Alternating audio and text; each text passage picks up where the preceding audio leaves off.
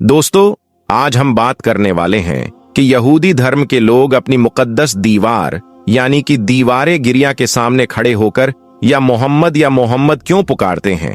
यानी कि यहूदी धर्म के लोग अपनी इबादत में अल्लाह के आखिरी पैगंबर हजरत मोहम्मद सल्लल्लाहु अलैहि वसल्लम का नाम क्यों पुकारते हैं, जबकि यहूदी धर्म के लोग तो अल्लाह के प्यारे नबी हजरत मोहम्मद सल्लल्लाहु अलैहि वसल्लम के नबी होने से इनकार करते हैं। तो फिर ऐसी क्या वजह है कि जिसकी वजह से यहूदी लोग या मोहम्मद पुकारते हैं? जानकर यकीनन आप भी हैरान रह जाओगे। इसलिए आज का यह वीडियो आप सभी के लिए बहुत खास है। आप इसको आखिर तक जरूर देखें। और सबसे पहले अल्लाह के प्यारे नबी की मोहब्बत में आप इस वीडियो को दिल से एक लाइक जरूर कर दें और कमेंट बॉक्स में या रसूल अल्लाह लिखकर इसे शेयर भी कर दें, ताकि और भी लोगों के पास में यह वीडियो पहुंच जाए। तो चलिए दोस्तों, शुरू करते हैं। यहूदी धर्म के लोग अपनी इबादत में या मोहम्मद क्यों पुकारते हैं, जबकि यहूदी धर्म के लोग अल्लाह के आखिरी पैगंबर हजरत मोहम्मद सल्लल्लाहु अलैहि वसल्लम को नहीं मानते हैं?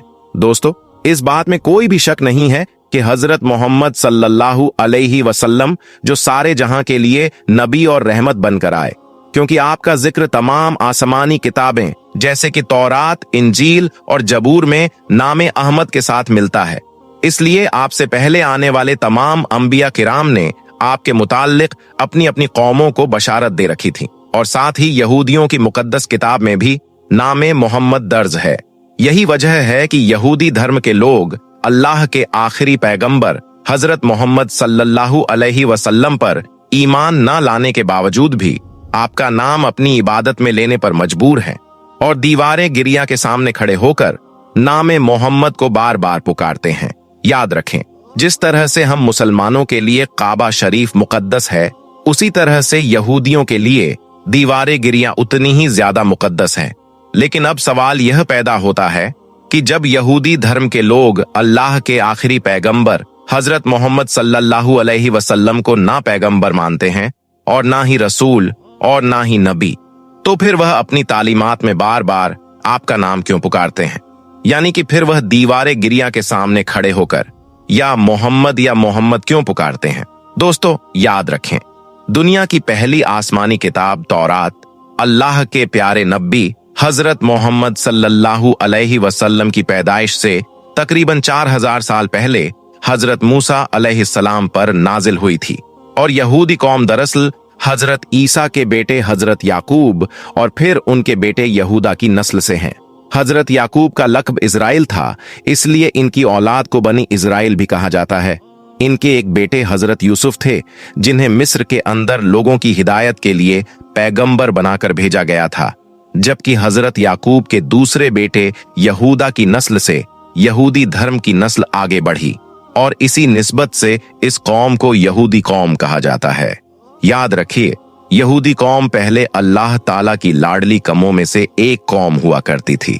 इस कौम की हिदायत के लिए अल्लाह ने तकरीबन 48 अंबिया किराम को इनके पास में भेजा था, मगर यह लोग फिर भी अपनी नाफरमानियों से बाज नहीं आए।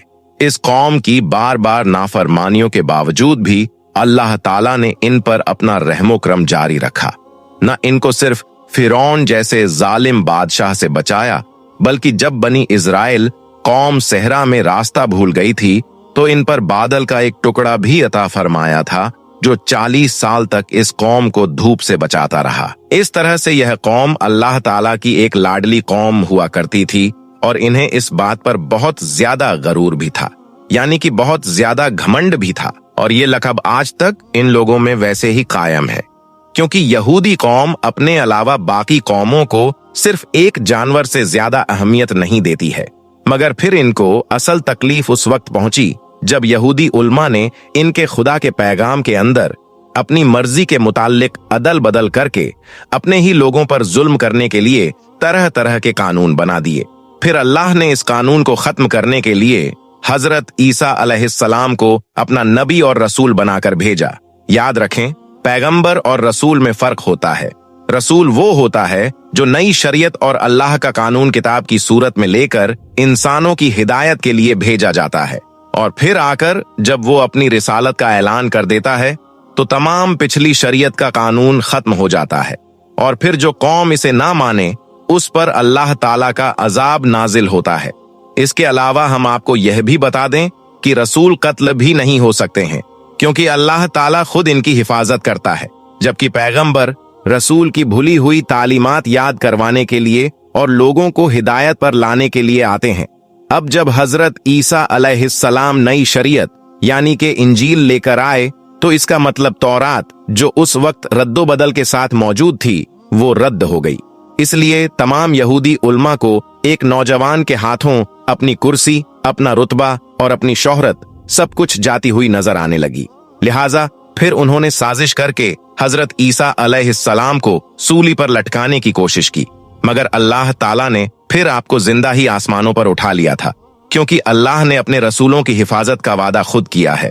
दोस्तों, यह आज से तकरीबन 2000 साल पहले की बात है। अब जाहिर है कि इन लोगों ने अल्लाह के रसूल का इनकार किया था, इसलिए इन पर अल्लाह का अजाब तो आना ही था। अब अल्लाह का अजाब इन लोगों पर यह आया कि इनसे अपनी लाडली उम्मत का टाइटल ही छीन लिया और फिर उन्हें निनिया में लावारिस करके छोड़ दिया। इसके बाद आज तक यह लोग फिर कभी भी एक जगह पर इकट्ठा नहीं हो पाए।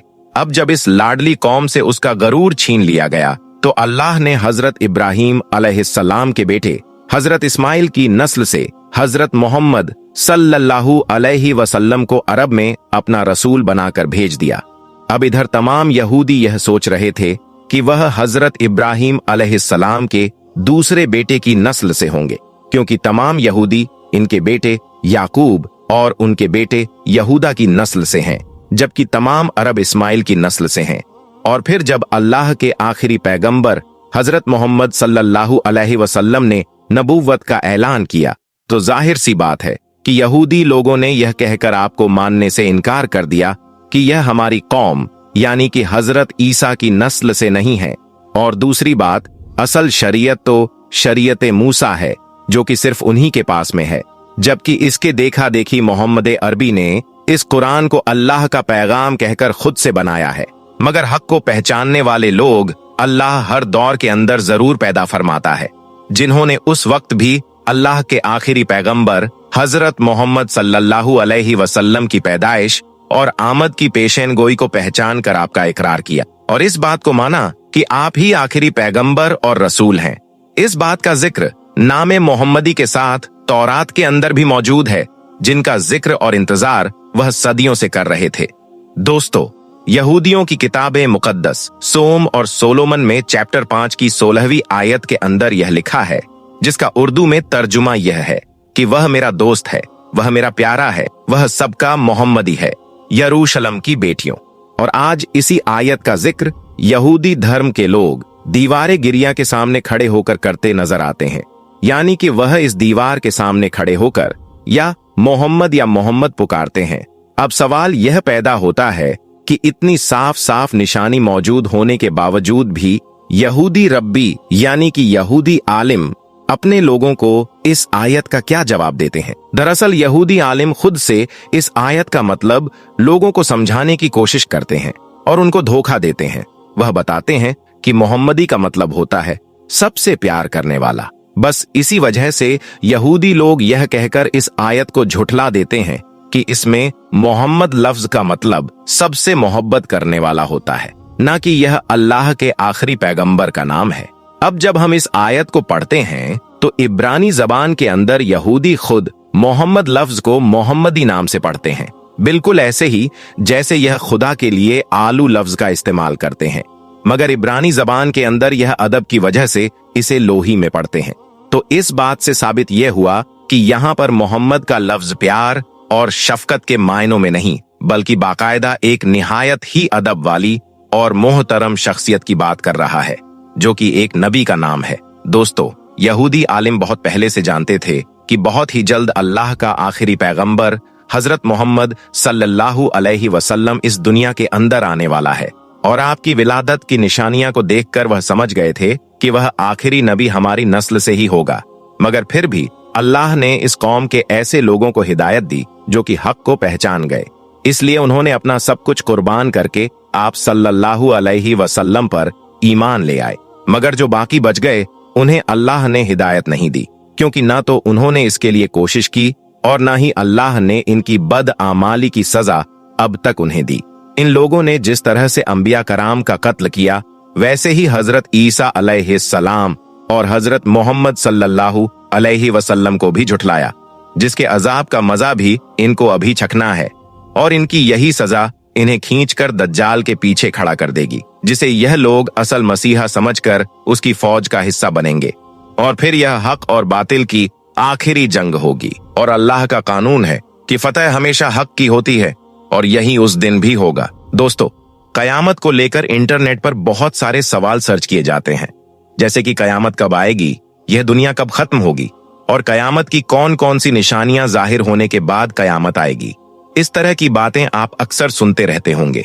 मगर दोस्तों, आज के इस वीडियो में हम आपको बताने वाले हैं कि जब कयामत आएगी तो क्या क्या होगा, यानी कि कयामत का होलनाक मंजर कैसा होगा, वह हम आपको इस वीडियो में बताने वाले हैं, जिसको सुनकर आपकी रूह कांप जाएगी।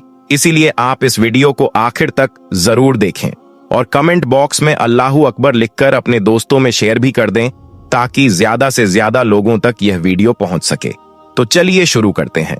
दोस्तों, सबसे पहले तो हम आपको बता दें कि कयामत उस दिन का नाम है जिस दिन यह पूरी दुनिया खत्म हो जाएगी। यह पहाड़ रुई की तरह उड़ते फिरेंगे, सितारे टूटकर गिर जाएंगे, यानी कि इस दुनिया में हर चीज फना हो जाएगी। कयामत के दिन के बारे में कुरान और हदीस में कई जगह पर उस दिन की दहशत और उसके अंदाजे के बारे में बताया गया है। कयामत का एक दिन 50,000 साल के बराबर होगा। उस दिन इंसान इतनी ज्यादा गफलत में होगा कि उसको अपने खुद की हालत का भी अंदाजा नहीं होगा। कुरान करीम में फरमाया गया है कि कयामत का दिन जुमे एक दिन होगा और मुहर्रम की 10वीं तारीख होगी, और उस दिन सूरज धरती के इतना करीब आ जाएगा कि यह पूरी धरती पीतल की बन जाएगी। और कयामत के दिन सूरज पूरब की बजाय पश्चिम से निकलेगा, और आधा निकलने के बाद फिर दोबारा से पूरब से निकलेगा। दोस्तों, सूरह जिलजाल में अल्लाह ने फरमाया कि कयामत के दिन ये जमीन पूरी ताकत के साथ हिला दी जाएगी और जमीन पर मौजूद सारी चीजें खत्म होने लगेंगी। उस कयामत के दिन इंसान कहेगा कि यह क्या हो रहा है, जमीन को क्या हो गया है। उस दिन अल्लाह पाक के हुक्म से जमीन अपनी सारी खबरें बयान कर देगी। लोग अपने अपने घरों से निकलकर एक जगह पर जमा होंगे, वहां उनके अमाल दिखाए जाएंगे जो उन्होंने दुनिया में किए होंगे। उस दिन हर चीज का हिसाब किताब होगा, हर नेकी और बदी का हिसाब होगा। मतलब यह है कि इंसान ये न समझ बैठे कि दुनिया में जो चाहे वह कर गुजरे, हिसाब किताब लेने वाला कोई नहीं है। मगर कयामत के दिन हर काम जो आपने दुनिया में की होंगे उसका हिसाब देना होगा। कयामत के बारे में सूरह हजर में फरमाया गया है कि कयामत का दिन बड़ा ही खौफनाक होगा। उस दिन इतनी ज्यादा घबराहट होगी कि दूध पिलाने वाली माएं अपने प्यारे दूध पीते बच्चों को भी भूल जाएंगी, यहाँ तक कि पेट से बच्चे गिर जाएंगे। लोग मदहोश दिखाई देंगे, लेकिन वह किसी नशे में नहीं होंगे, बल्कि कयामत के झटके से उनके दिल पर ऐसा असर होगा कि वो सब कुछ भूल जाएंगे। उस दिन अल्लाह का ऐसा अजाब देखने को मिलेगा जिसके बारे में सोचते ही रोंगटे खड़े हो जाते हैं। सूरह कहफ में फरमाया गया है कि जब पहली बार सूअर फूंका जाएगा तो एक ही चोट में जमीन और पहाड़ टूटकर बिखर जाएंगे और कयामत आ जाएगी। आसमान फट जाएगा और बिखर जाएगा। उसके किनारों पर फरिश्ते होंगे और कयामत के दिन 8 फरिश्ते अल्लाह के अर्श को उठाए होंगे। उस दिन सभी अल्लाह के सामने पेश किए जाएंगे। तुम्हारा कोई राज अल्लाह से छुपा नहीं रहेगा। दूसरी बार जब सूर फूंका जाएगा तो रूहें अपने अपने बदन में वापस आ जाएंगी। लोग जिंदा होकर खड़े हो जाएंगे, नदियों और गवाहों को लाया जाएगा और सबके फैसले सुना दिए जाएंगे। जिसने जैसा दुनिया में किया होगा उसका वैसा ही अंजाम होगा। सूरह यासीन में फरमाया गया है कि कयामत के दिन लोगों के मुंह बंद कर दिए जाएंगे। वह कुछ भी नहीं बोल सकेंगे, सिर्फ उनके हाथ पैर बात करेंगे और गवाही देंगे कि हमने जमीन पर यह काम किए थे। तो दोस्तों, इस आयत से पता चलता है कि आदमी अपने गुनाहों को लोगों से तो छुपा सकता है, लेकिन अपने आप से नहीं छुपा सकता। यही वजह है कि उसके बदन का हर हिस्सा उसके खिलाफ कयामत में गवाही देगा। सब गवाही उसके खिलाफ होगी। इंसान की हर गुनाह का हिसाब अल्लाह के पास रहेगा, भले ही उसने दुनिया में कितने ही लोगों से अपना गुनाह छुपाया हो। दोस्तों, इमाम मेहदी रदियल्लाहु ताला अन्हु के ज़हूर के तकरीबन 6 या 7 साल के बाद दज्जाल जाहिर होगा। यह कौमे यहूद का एक शख्स होगा जिसकी दाहिनी आंख अंगूर की तरह बाहर को लटकी हुई होगी और उसके बाल घुंघराले होंगे और उसके सवारी में एक बहुत बड़ा गधा होगा और उसकी पेशानी पर यानी कि उसके माथे पर काफिर लिखा हुआ होगा। हजरत ईसा अलैहिस्सलाम दज्जाल का पीछा करेंगे। आपकी सांसों में इतनी तासीर होगी कि आपकी जद में जो भी कोई आएगा तो वह पानी में नमक की तरह पिघल जाएगा। इस तरह से आप दज्जाल को खदेड़ते हुए उसका कत्ल कर देंगे, जिससे मुसलमानों को राहत मिलेगी। दोस्तों, दज्जाल का कत्ल करने के बाद इस पूरी दुनिया पर ईसा अलैहिस्सलाम का राज होगा। उस वक्त पूरी दुनिया में सिर्फ इस्लाम को मानने वाले लोग होंगे। ईसा अलैहिस्सलाम के बाद हिजाज नाम का एक शख्स पूरी दुनिया पर राज करेगा। उसके बाद 6 और शख्स दुनिया पर राज करेंगे। उस वक्त दुनिया में फिर से पहले की तरह फिरना फसाद शुरू हो जाएगा। फिर उसके बाद एक दिन ईद उल अजहा यानी कि बकरा ईद के दिन ईशा की नमाज के बाद सब सो जाएंगे, लेकिन उसके अगले दिन सूरज नहीं निकलेगा और चारों तरफ सिर्फ और सिर्फ अंधेरा ही अंधेरा होगा। उस दिन उजाला करने वाली एक भी चीज उजाला नहीं कर पाएगी, यहाँ तक कि माचिस की तीली तक भी इस दिन नहीं चल पाएगी। अल्लाह के नबी हुजूर सल्लल्लाहु अलैहि वसल्लम ने फरमाया कि उस वक्त दुनिया के सारे लोग भूख और प्यास से तड़प रहे होंगे। फिर उसके 72 घंटों के बाद सूरज पश्चिम से निकलेगा। सूरज के पश्चिम से निकलने के बाद तौबा का दरवाजा बंद कर दिया जाएगा। उसके बाद किसी भी गुनाह की अल्लाह की तरफ से माफी नहीं मिलेगी। सूरज आसमान के बीचों बीच में आ जाएगा और फिर पश्चिम की तरफ डूब जाएगा और फिर अगले दिन पूरब से निकलेगा।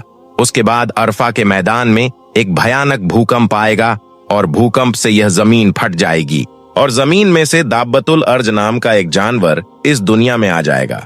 वह जानवर इंसानों से बात करेगा। भैंस के जैसा उसका सिर होगा, खंजीर के जैसी उसकी आंखें होंगी, हाथी जैसे उसके कान होंगे और ऊंट जैसी उसकी पीठ होगी। शेर की तरह उसका सीना होगा और चीते जैसा उसका रंग होगा। कमर बिल्ली की तरह होगी और बकरी की जैसी उसकी पूंछ होगी। घोड़े जैसी उसकी गर्दन होगी। उसके सीधे हाथ में मूसा अलैहिस्सलाम का डंडा होगा और उल्टे हाथ में सुलेमान अलैहिस्सलाम की अंगूठी होगी।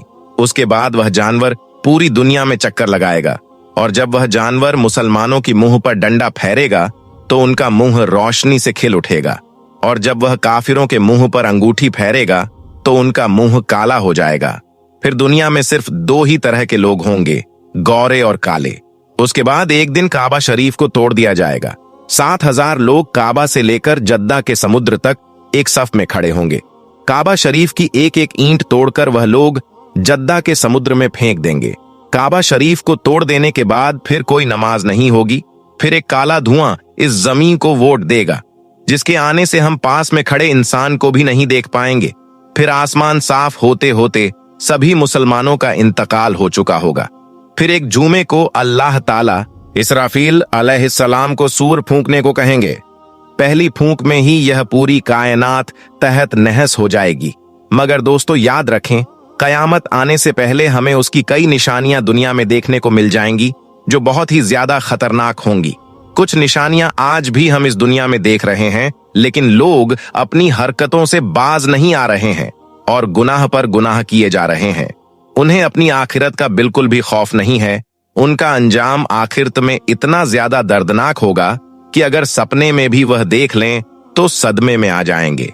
बहरहाल दोस्तों, हमें चाहिए कि हम जो भी गलत चीजें हमारे आसपास देख रहे हैं या हम खुद कर रहे हैं तो हम उसे रोकने की कोशिश करें, गुनाहों से बचें, अपने आसपास हो रही गलत चीजों को, घटनाओं को रोकें और अल्लाह से अपने गुनाहों की माफी मांगे ताकि आप और हम अपने आखिरत को सुधार सकें।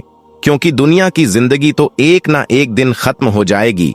कोई दुनिया में अमन नहीं रह सकता, लेकिन उसके बाद की जो जिंदगी है वही इंसान की असली जिंदगी है। इसलिए अल्लाह से दुआ करते रहें और अपने आप को गुनाहों से बचाते रहें।